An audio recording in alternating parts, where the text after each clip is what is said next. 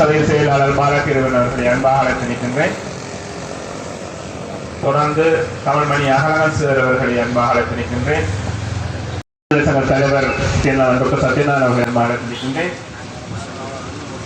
தொடர்ந்து சுல்தான் சங்க செயலாளர் ஜசோன் அவர்களை அன்பாக அழைத்திருக்கின்றேன்.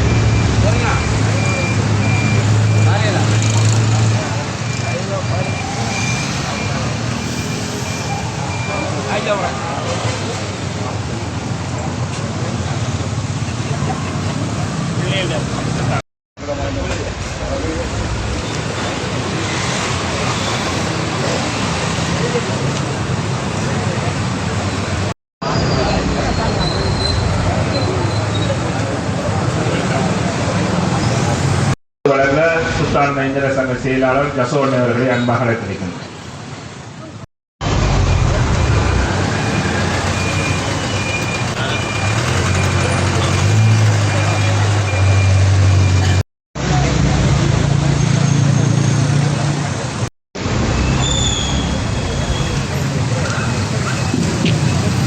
படத்திற்கும் மாணவர் சபைக்கும் சுல்தான் மைந்தர் சங்கத்திற்கும் நன்றிகளை தெரிவித்துக் கொண்டு மிக முக்கியமாக இன்றைக்கு முதலாவது சுடரை ஏற்றி வைக்க மாநகர அரசு ஆணையாளர் சந்திரன் ஐயா அவர்களை அன்பாக அழைத்திருக்கிறார்.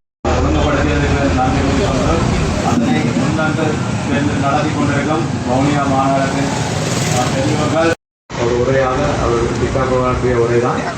அந்த இடத்தில் அவர் இளைஞர்களுக்குரிய விடயங்கள் காவியுடை பூண்டு சிக்கா கொன்னகரில் சிங்கமென அமெரிக்க சகோதரிகளே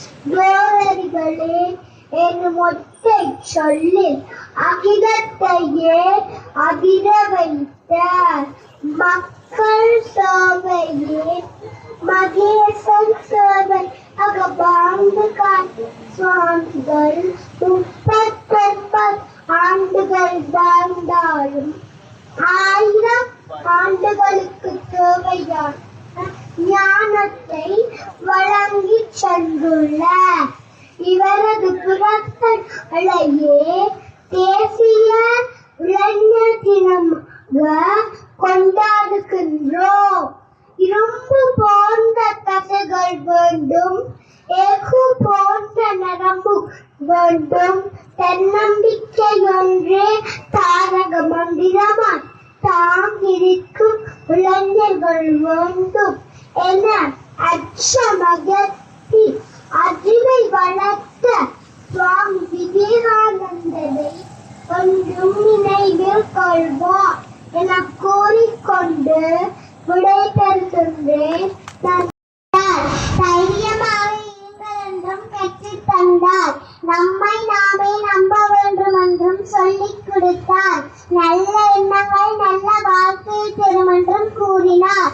உழைப்பால் வெற்றி கிடைக்கும் என்றும் கற்றுத் தந்தார். அவர் ஒரு சிறந்த வழிகாட்டி. அந்த வழியை நாமும் பின்பற்றி நடப்போம் என கேட்டு விடைபெறுகின்றேன். நன்றி. 1963 இந்தியாவில் பிறந்த அவர் யோகா மற்றும் ஆன்மீகத்தை உலகிற்கு கற்ற அவர் மனிதர்கள் நல்லவாறு வாழ வேண்டும் என்று சொல்லினார்.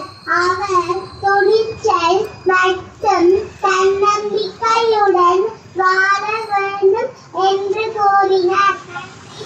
மேலதிக செய்திகளுக்காக எமது யூடியூப் தளத்தை சப்ஸ்கிரைப் செய்யுங்கள்.